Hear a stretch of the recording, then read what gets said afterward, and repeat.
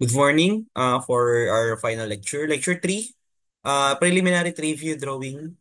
Good morning, I'm Engineer Quintan Vargas, and let's start. Firstly, we have our reference material again.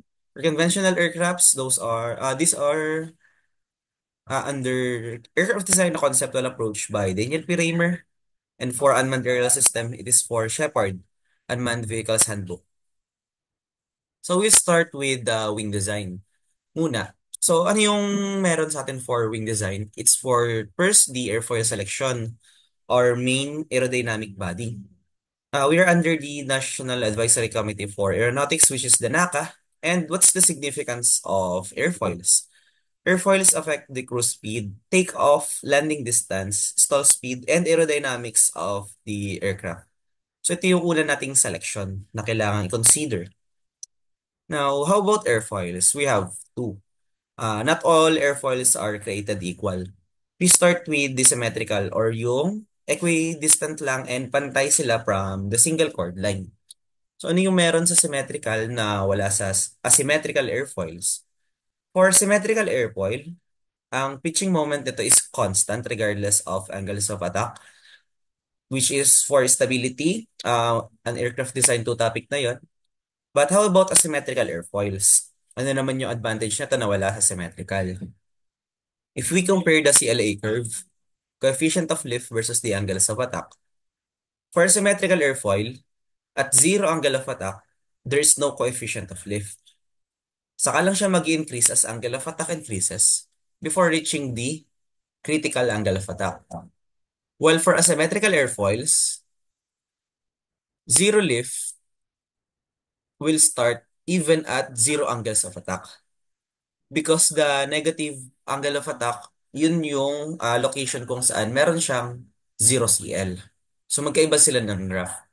But the purpose relatively remains the same. So, development tayo ng airfoils. Firstly, nag-start talaga ito sa theory kay Einstein na ganito. So, for a longer distance, this will take higher velocity to travel para mag-meet yung same airflow.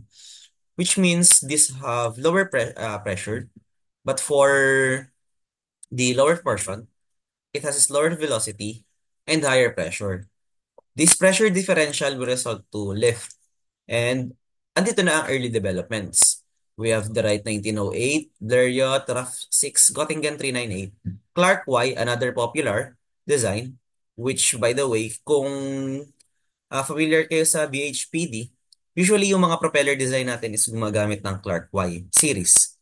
The next is the Monk M6.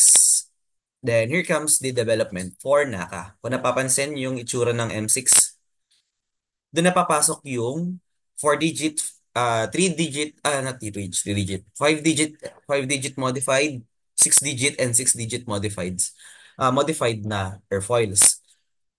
Ito yung usual na nakikita natin na available. But dito tayo sa modern aircraft. Kung napapansin, majority has a maximum TC, but after the maximum thickness to chord, lumiliit siya. Pansin, up to trailing edge, mas maliit. So what are those? Those are the supercritical airfoils. Theoretically, at maximum thickness to chord ratio, separation occurs. So it's either about the 0.18% of the thickness to chord line, nagkakaroon na tayo ng flow separation. And the theory, in accordance with the Coanda effect, is that if meron tayong high energy, high Reynolds number na flow, and mag-occur yung separation, if mas maliit yung contour nun, there's a chance na mas mapaliit pa natin yung flow separation. So dito lang mag-occur yung separation. Unlike dito na medyo malayo yung thickness to chord. That's why mas malaki yung turbulent area. And yun yung naging application for the modern airfoils. Nakukuha to? Moving on, dun tayo sa airfoil parts or tinatawag natin na airfoil nomenclature. Nakakasawa na sa inyo to since paulit-ulit, pero ulitin pa rin natin as a refresher. We have the LE or the leading edge and the trailing edge. Connecting those two, we have the chord length. Ito yung imaginary line that connects the leading edge to the trailing edge. Next, we have thickness. And the usual metrics for that is TC, or the thickness to chord ratio. Para regardless of the chord length na gagamitin natin, the thickness will remain the same and the readings of the airfoil or the name will remain the same. Next, we have the upper surface and the lower surface. If pantay siya, the mean camber line or the MCL will be equivalent to the chord line. But for this example, since asymmetric siya, meron tayong tinatawag na camber or the degree of curvature. And ang kinaibahan niya sa mean camber line, ang mean camber line ay yung imaginary line which is equidistant from the upper surface up to the lower surface. So, marami pang mga parts ang airfoil nomenclature but these are the common na ginagamit natin. Be sure to read yung mga values na nandito ha. So, dito naman tayo. Familiar siguro sa graph na to. This is from aerodynamics and laboratories nyo. First one would be the CLA graph. Paulit-ulit na tayo dito. But simply, we start from the zero lift. As angle of attack increases, coefficient of lift increases. But after reaching the critical point, stall begin to occur. Next naman ay itong naka-letter U na to, which is the CLCD graph or CDV graph. Possibly, ganito yung nangyayari. Kalaban natin sa supersonic speeds ay CDO. For what reason? This is the profile drag. Involved na din dito ang wave drag, skin friction, and form drag. Sa mas mabilis na body, kapag may disturbance, lalo lumalaki ang CDO. And for CDI naman, kung paglalaroan ng formula, it is a function of CL. Now for CL, bakit naman siya lumiliit yung CDI? As velocity increases. So naaalala ang connection ng CL and V, they are inversely proportional with each other. If CL increases with CDI, the opposite is true naman with velocity. So Q S CL. Ang Q ay 1/2 rho V squared. So V squared is inversely proportional to CL. So kaya lumiliit yung CDI as velocity increases. To visualize this, induced drag is rotation. So kung bumibilis yan, naglalayo-layo yung um, resonance ng each strike of the vortices. That's why meron tayong decrease in induced drag. So make sure na iniintindi yung tables and not simply using them as technical reports. Maraming contents ito as long as kaya mong basahin. Dito tayo sa another important parameter which is the aspect ratio. As discussed earlier dun sa lecture 2, for aspect ratio, this is an important aerodynamic consideration regarding with lift or controllability. So these are some important parameters again. Ito naman ay naulit na, airfoil nomenclature simply. Nasa lecture 1 to, the dihedral angle. The formula for aspect ratio, na-discuss na rin to from lecture 1, simply. Iba yung ginamit natin. So dito ay S lang. But for us, it should be B is for wingspan and C is for chord. So the formula for aspect ratio or AR sa inyo, but we use A for Raymer dahil ang R is may other designation siya. So for aspect ratio is equal to B over C. Or we can use B squared over S. Moving on, dito tayo sa aspect ratio comparison. Na-discuss na din earlier, but the larger the aspect ratio, for the same amount of area, the more lift will be produced. Kaya nga, ang example ng high aspect ratio na aircrafts ay gliders. And fighter jets naman for low aspect ratio. So ito yung pinapakita ko sa inyo before. This is an example of, kung titignan mabuti, symmetrical airfoils. Reason, yung CL niya is, yung zero angle of attack niya is, meron na siyang CL. At negative angle of attack, doon lang siya nagzi-zero angle of attack. Nagzi-zero CL. So for low aspect ratio, kung mapapansin, mababa yung CL. Which ito yung theory na iniintindi natin kanina. So as you increase in aspect ratio, na-prove natin na nag-increase yung CL. Pero ano yung disadvantage niya? As you increase in aspect ratio, you increase in lift, but nasasacrifice yung ating angle of attack. So higher aspect ratio is more prone to stall than those with lower aspect ratio. Kaya yung fighter jets, ang characteristics naman nila sa flight na hindi kayang gawin ng gliders or high lift na mga aircraft is maneuvers. Dahil dito sa low aspect ratio, hindi sila stall even at high angles of attack. Medyo matagal. Kung nakukuha yan, move tayo dito sa example. Kung napansin, high aspect ratio is glider. It has more lift and less drag. Bakit less drags kahit na ang function ng LD ay magkasama? Ang tinutukoy dito na less drag is ang ating CDI. As discussed before,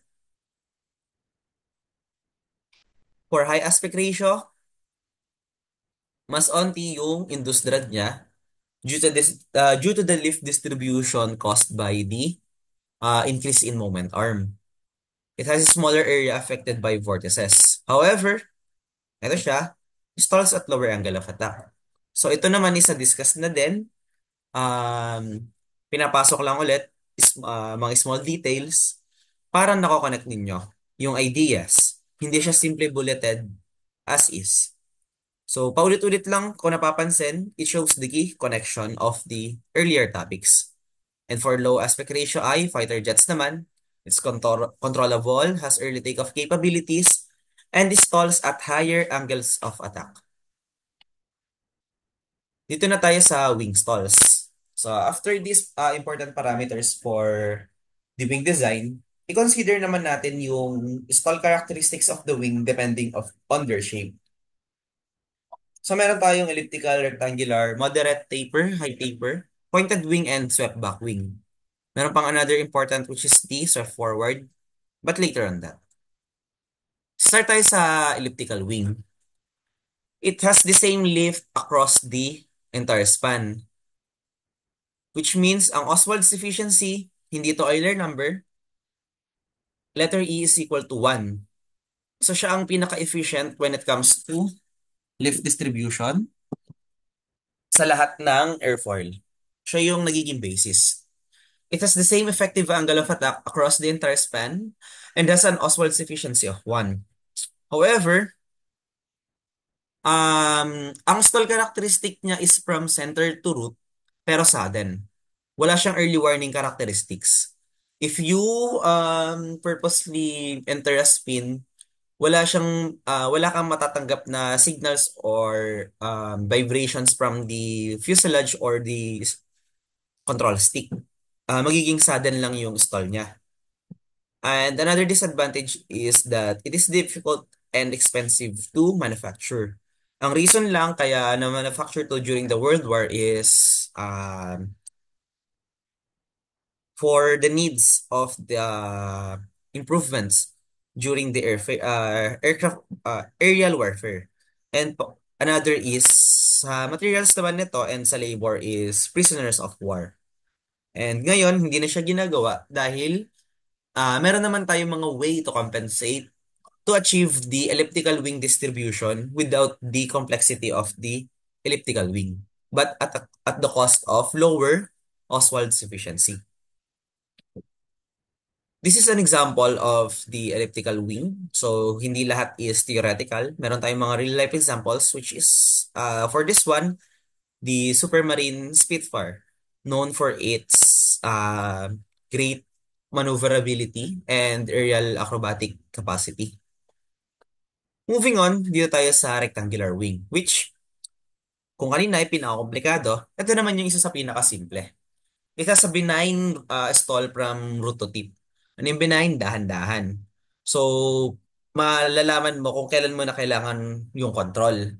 Ang stall characteristic nito is upon the encounter with turbulence, since ang stall niya is nag-start sa root, nagkakaroon siya ng vibrations dun sa connection between the fuselage and the wing section, as well as the stick, nararamdaman siya. So, pwede mo siyang kontrolin sa early developments pa lang ng stall. However, dahil ang layo ng shape niya from an elliptical wing, it has a low efficiency, it has a larger downwash, and meron din siyang present na wingtip vortices, which lahat is a function of drag. So ito yung example naman ng isang rectangular wing, a Piper Tomahawk PA-38. So, again, yung pagiging, not pagiging, yung rectangular wing is nakabase not dun sa S-wing but for the S-rep or the reference wing. So dito meron tong attached na high lift device, but if you follow the shape of this one, malalaman mo siya ay rectangular wing lang. Malinaw 'yon. Punta tayo sa moderate taper wing. So by using taper, nagkakaroon tayo ng simulation of the elliptical wing distribution. Close yung itsura niya, but hindi siya ganun ka-efficient. Ngayon, paano to na manufacture? Simple meron lang different lengths of cord para ma-achieve yung moderate taper. It has lower induced drag than the rectangular wing, but greater than those of the elliptical, and it has thicker root. So kung mas makapal yung root nito, dahil manipis lang tong dulo, mas magaan lang yung kanyang bubuhatin. It has more bending moment, and pwede kang maglagay ng lighter na wing spar. So ano yung usually saan ba located yung wing spar na yan? It is located around the quarter chord point, 1/4. So the C over 4. Andyan yung wing spar. And hindi siya basta-bastang nilagay lang doon. Mentioned before, nung nagdi-discuss pa lang tayo ng airfoil, meron tayong coefficient of moment. And it's usually located about 0.258 to 0.191. And ang average nun is located about 0.25 or near the quarter chord point, kung saan andun yung bending and torsion of the airfoil due to aerodynamic loads. So if you are to construct an aircraft with the most I-beam, the most structurally reinforced part around the bending moment, so mas magiging structurally efficient and just siya. However, dito naman tayo sa disadvantage niya. It has small characteristic that is center to root and the tip but sudden. So for most moderate taper wings, ang nakuha niyang disadvantage is yung sa elliptical wing distribution. Halos wala din siyang early warning signs for stalling. Ito ang isang example, the P-51 Mustang. Magiging example din natin to sa landing gear configuration. Um, for P-51 Mustang, mas madali siyang manufacture compared to the Spitfire. And it also has great aerodynamic efficiency for Oswald's efficiency. Ang naging compensation lang for that, since ang moderate taper nito is yung trademark niya na four blade propeller, and masyado malaki din yung engine nito. It is overpowered for its mission. Next naman, kung problema pala yung maliit na taper, then why don't we go with higher taper ratio? For high taper, same lang din yung magiging characteristic niya. However, nag-iba ay yung stall characteristic niya, which is from tip to root na. So, anong disadvantage nito? While makukuha natin yung higher efficiency, ang nangyayari naman sa atin is we lose control. Dahil yung ailerons is located near the tips and mauuna siya mag-stall at higher taper ratio. Hindi ganun kaganda yung controllability characteristic ng isang high taper wing. So ito isang example, the Cessna 525. Pero yung disadvantage ba niya, does it really matter sa application? So kaya important din na i-consider natin is kung saan ba siya ginagamit. For high taper wings kasi, usually ginagamit siya for high subsonic speeds or up to transonic region. Taken for example, itong aircraft na to. For high subsonic application kasi and low supersonic, the wingtips are already stalled to begin with. Meron siyang other compensations for control. Meron siyang inboard na ailerons. So, the question is, does it really matter na nag-i-stall siya sa tips? So, hindi, di ba? Kaya, important consideration is that hindi porket marami siyang disadvantage, hindi na natin siya ginagamit. It has a specific advantage that is used for a specific application. Kaya, meron pa rin siyang developments. Nakukuha yon dun tayo sa extreme, which is the pointed tip wing. So, halos wala na siyang um, chord, chord length dun sa tips niya. Advantage nito is that it limits the bending loads on the wing. Dahil nga mas manipis and ang makapal ay yung root. So, yung bending loads is almost concentrated dun lang sa fuselage part, which is a pressurized vessel. Halos mas magaan na to dahil yung supports niya is nasa fuselage na lang mismo. It has a taper ratio of 0. Bakit 0? Yung wingtip ay walang chord compared dun sa wing root. So, 0 over any number is 0. Pero ito, mas extreme yung stalling niya dahil sa tip talaga nag-stall. And ito yung example. The Convair F-102 Delta Dagger. Engineer, hindi ba to Delta configuration? Hindi ba tail configuration to? No. For Convair F-102 kasi, kung napapansin nyo, hindi siya nag-start as a triangle. So, medyo diamond pa yung shape niya, which is pointed. So, exaggerated lang tong shape na to ha. So, the argument for the Convair F-102 is that this is an example of pointed tip wing and not a delta configuration. So, nakukuha din, tulad nung sa Cessna 525, this is for subsonic speeds, high subsonic speeds na. That's why, hindi naman ganun ka-importante yung stalling sa aileron dahil meron siyang option to use the inboard ones. So, ito ay notes lang for elliptical wing. For stability and controllability, stability muna tayo. For stable aircraft, we use wing configuration that stalls at root first. So, ito yung mga examples ng rectangular wing. Para meron tayong sufficient control sa ailerons. And for controllability naman, okay lang sa atin na mag-stall yung tip muna before the root for easier roll control. So, kayo nang bahala kung ano yung wings na gagamitin nyo. But since ang UAV natin ay low subsonic, we veer towards the stability muna. So, the most extreme would be the taper na para mas efficient yung wing design nyo. So, doon kayo sa mga moderate to high taper ratios. So, dito na tayo. Doon tayo sa mga basics. And dito na tayo mag-i-introduce ng wing sweep.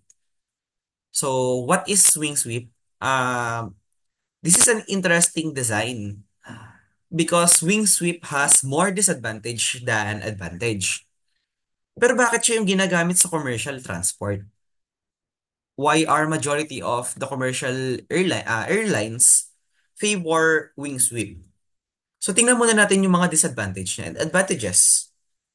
So yung mga disadvantages andito. It has an increase in wing weight, reduces lift due to slower local flow, CG shift when fuels are consumed, aileron and flaps reduction in efficiency in low speeds. So bakit? Ito pa yung napili natin. Ito kasi yung tatlo na advantage niya. It reduces the adverse effect of transonic and supersonic flow by delaying the onset of shock wave and experiences lower airspeeds perpendicular to the leading edge. These three are all about efficiency, which, kung paulit-ulit na tayo, efficiency yung madalas na hinahanap natin for the design of commercial transport. Mahal ang fuel. And kailangan natin ma-maximize yung fuel for the maximum profits. Pero Medyo mahirap siya intindihin, di ba? Ipakita natin using formula. So dito, balik tayo dun sa aerodynamic concept for lift generation. This is a common misconception pero ito yung tanong. Meron tayong relative wind. Tapos, yung lift, di ba nakatutok sa taas? Ngayon, if we are to provide an angle of attack, the relative wind is the same. Ngayon, saan na yung lift formation? The lift formation talaga is normal to the surface. Ngayon, at this angle of attack, ito yung lift na nagagamit natin for weight para i-counter yung forces of weight. And ano tong isang to? Ano yung X vector? This is the induced drag, usually, which is a function of drag na. So ito yung normal force ha. So ito yung lift na effective na ginagamit natin. Now, using this concept, meron tayong airspeed dito. Wind movement dito. This is the relative wind. Ngayon, since normal yung lift formation, etong normal dito sa leading edge, itong kulay blue, which is the chordwise component, eto lang yung merong effective lift contribution. Ito mahaba nito ito ay simply yung relative wind. Tapos meron tayong chordwise flow. Now, ano yung magiging X function natin, which is yung function ng drag? Etong spanwise component. Ngayon, kung itong chordwise component ay na-discuss na natin, which is simply normal force lang, paano natin i-visualize itong spanwise component? Kung naaalala, paano ba nagfo-form ang wing vortices? Hindi ba it starts from the root, pupunta siya sa ilalim, naglalakad siya sa ilalim, tapos iikot siya. Eh kung nakita niyo yung direction na yon, hindi ba same na direction sa spanwise flow? Spanwise flow kasi is a contributor to the wingtip vortices. That's why meron tayong loss in lift due to wing sweep. Pero ano yung advantage nito? Balik tayo sa trigo. Ito yung right angle. Let's say this is 1.2.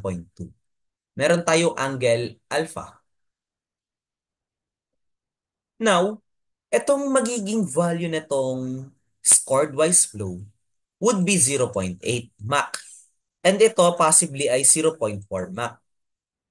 Ngayon, ano yung effect nito? The aircraft is moving 1.2 Mach.